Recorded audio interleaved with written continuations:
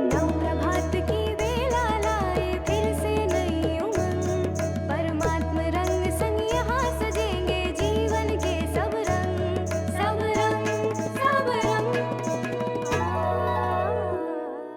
नमस्कार, सुप्रभात, स्वागत, अभिनंदन आप सभी का सबरंग कार्यक्रम में। मित्रों, हम सभी के मन में कभी न कभी ये प्रश्न अवश्य उत्पन्न होता है कि वास्तव में सृष्टि की आदि कब हुई होगी। आदि मानव या आदि देव कौन रहे होंगे, हमारे प्रथम पुरुष जिन्हें हम कह लें, जहाँ से शुरुआत हुई होगी। मन में प्रश्न तो कौंधते हैं, लेकिन उत्तर कई बार नहीं मिल पाता। अलग अलग धर्म ग्रंथों में इसकी व्याख्या अवश्य है। आज के सबरंग में हम बहुत गहराई से इस बात को जानने और समझने वाले हैं कि कैसे और कहाँ से सृष्टि की शुरुआत हुई, बीज क्या था। आइए शुरुआत करते हैं इसकी सुवाक्य से।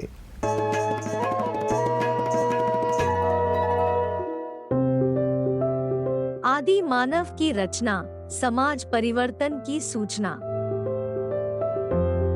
हम सभी मानते हैं, बढ़ते समय के साथ जीवन मुश्किल और दुखमय होता जा रहा है। पहले का जीवन आज से ज्यादा सरल और शांतिपूर्ण था। उससे पहले का जीवन और ही बेहतर रहा होगा। और इसी तरह हम कह सकते हैं कि एक समय ऐसा भी रहा होगा जब यह दुनिया स्वर्ग तुल्य थी। वह दुनिया की शुरुआत थी और आज हम अंत की ओर जा रहे हैं।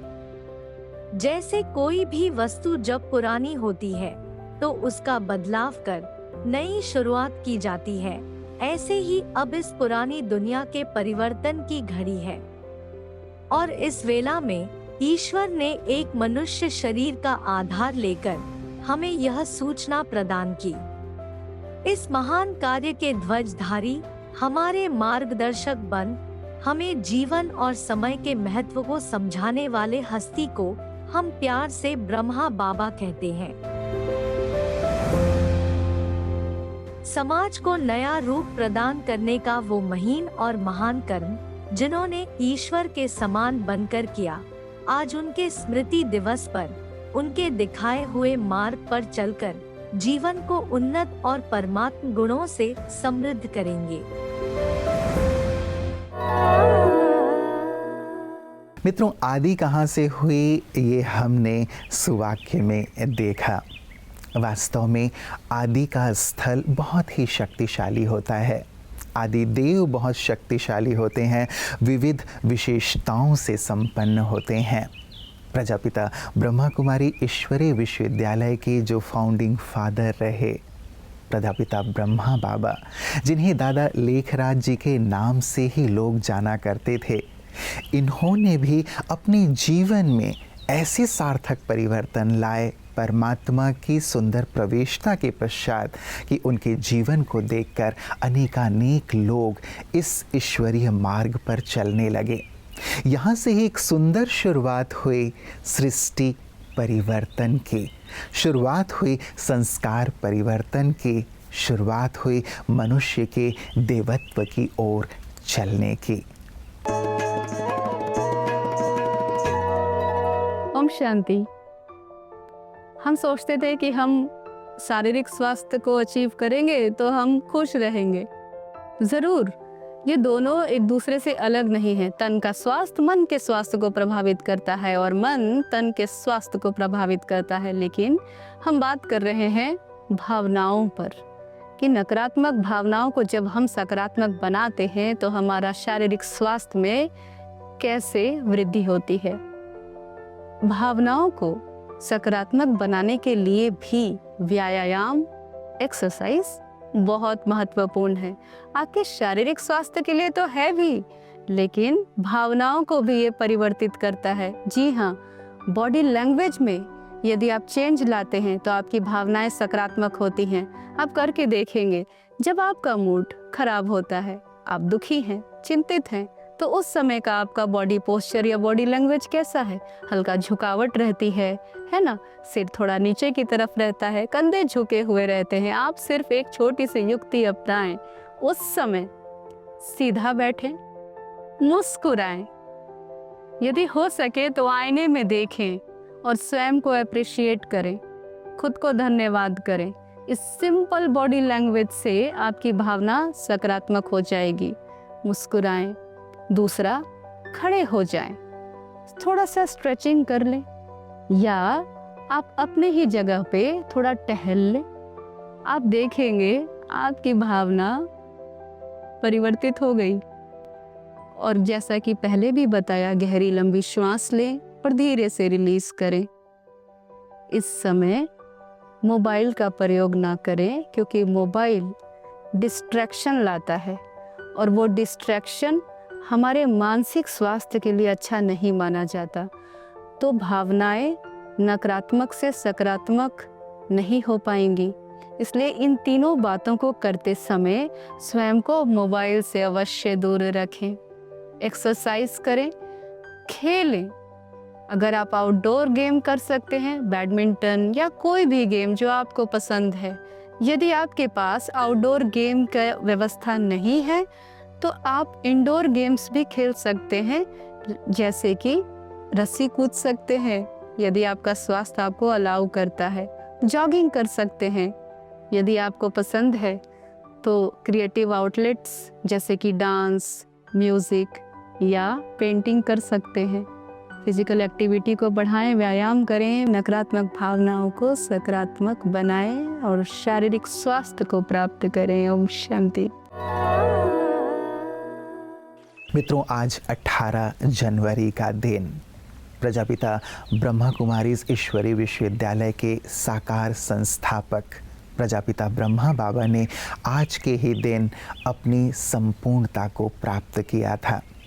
पूरे जीवन उन्होंने त्याग, तपस्या और सेवा में लगाया और ईश्वर ने जैसा उन्हें आदेश दिया उसी के अनुसार अपने जीवन को बनाते हुए जन जन तक ईश्वरीय पैगाम को पहुंचाया। कहाँ से उन्होंने शुरुआत की थी और कैसे उन्होंने अपने इस देवत्व की यात्रा को, संपूर्णता की यात्रा को प्राप्त किया, आइए महकती यादों में उसी से हम परिचित होते हैं।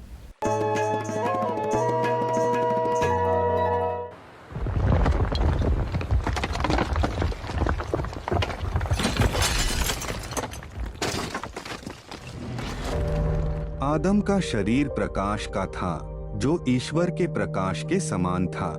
यहूदी साहित्य। आदम ईश्वर द्वारा दिया गया नाम है। आदम ए सफी, जिसका अर्थ है चुना हुआ। पवित्र कुरान। आदम ईश्वर के प्रकटीकरण का पहला उद्घोषक था। नासिर खुसरो। आदम भारत में एक पहाड़ पर गिरा जो दुनिया में सबसे ऊंचा था और स्वर्ग के सबसे करीब था। पवित्र कुरान। आदम के बारे में नकारात्मक बातें मत करो, उसके लिए सकारात्मक बातें करने वालों की उम्र लंबी होती है। कव्हा यशर। जब मैं उसे आदम को बनाऊंगा और उसकी आत्मा में सांस भरूंगा तो पूरी मानव जाति को उसके सामने झुकना होगा। कुरान 38:71-72। आदम की आत्मा ईश्वर का प्रतिरूप है। Hebrew Bible. ईश्वर ने आदम को सब कुछ सिखाया। कुरान 2:31।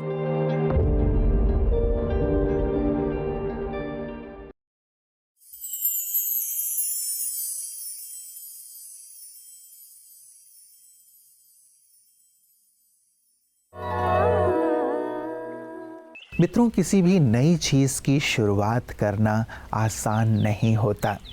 समाज, संसार विरोध करता है किसी भी नई चीज़ की, नए ज्ञान की, नई बात की। और यहाँ तो पूरे ही समाज परिवर्तन की बात थी, सृष्टि परिवर्तन की बात थी, मान्यताओं के परिवर्तन की बात थी। यहाँ भरपूर विरोध के बाद भी ब्रह्मा बाबा ने अपने आप को अचल अडोल रखा और परमात्मा के पथ पर चलते गए और उन्होंने अपने पूरे जीवन को ही आदर्श बना लिया, ईश्वर की शिक्षाओं के अनुरूप गढ़ लिया। उनका जीवन ही वास्तव में ईश्वर का संदेश है और उसे ही फॉलो करते हुए आज लाखों लाख ब्रह्मा कुमार और कुमारियाँ उनके पथ पर चलकर देवत्व की ओर बढ़ रहे हैं। कैसा था उनका जीवन और कैसे ये श्रेष्ठ कर्तव्य चल रहा है, आइए हम अपनी दीदियों के मुखारविंद से ही सुनते हैं एक सुंदर वीडियो के माध्यम से। प्यारे ब्रह्मा बाबा का जीवन चरित्र बहुत उज्जवल और श्रेष्ठतम है। उनके चरित्र को हम अपने जीवन में चरितार्थ करने के लिए इस वरदानी भूमि पर तपस्या करने पहुँचे हैं। पिताश्री ब्रह्मा बाबा का हम स्मृति दिवस मनाने के लिए यहाँ माउंट आबू राजस्थान में एकत्रित हुए हैं। उन्होंने कंप्लीट अपनी स्थिति ऐसी श्रेष्ठ बनाई जो उन्होंने घर गृहस्थ में रह करके अपना जीवन राज्यों द्वारा इतना श्रेष्ठ बनाया। ब्रह्मा बाबा खुद घर गृहस्थ में रहते थे तो भी उन्होंने ऐसा कर दिखाया कि हम बच्चे भी यहाँ घर गृहस्थ में रह के बाबा का नाम बाला भी कर सकते हैं। जो ब्रह्मा बाबा ने जो स्टेप्स फॉलो किया है उन स्टेप्स को हम भी फॉलो करेंगे। ये 18 जनवरी हम सभी ब्रह्मा कुमार भाई बहनों के लिए विशेष इसीलिए भी है क्योंकि हमें संपूर्ण बनने की प्रेरणा देने का ये दिन है। हर आत्मा परमात्मा स्मृति के साथ साथ ब्रह्मा बाबा की पालना की स्मृति में स्वयं को देखते हैं और साथ ही साथ ब्रह्मा बाबा जैसी समर्थ स्वयं में धारण करने की प्रेरणा प्राप्त करते हैं।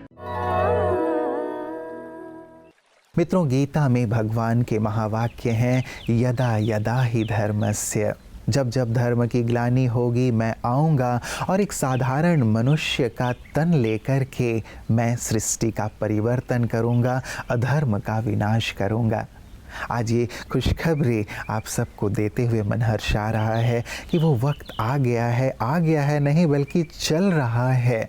1936 में परमात्मा ने प्रजापिता ब्रह्मा बाबा के तन को आधार बनाया और युग का परिवर्तन करने का दिव्य कर्तव्य किया और लाखों ब्रह्मावत्सों से आज करा रहे हैं।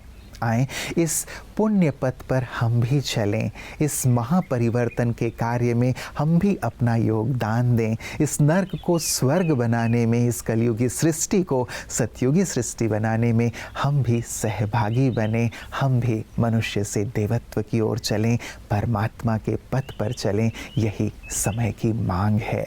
गहराई से इस पर अवश्य विचार कीजिएगा और अपना एक कदम ईश्वर के पथ पर अवश्य उठाइएगा। नमस्कार, ओम शांति।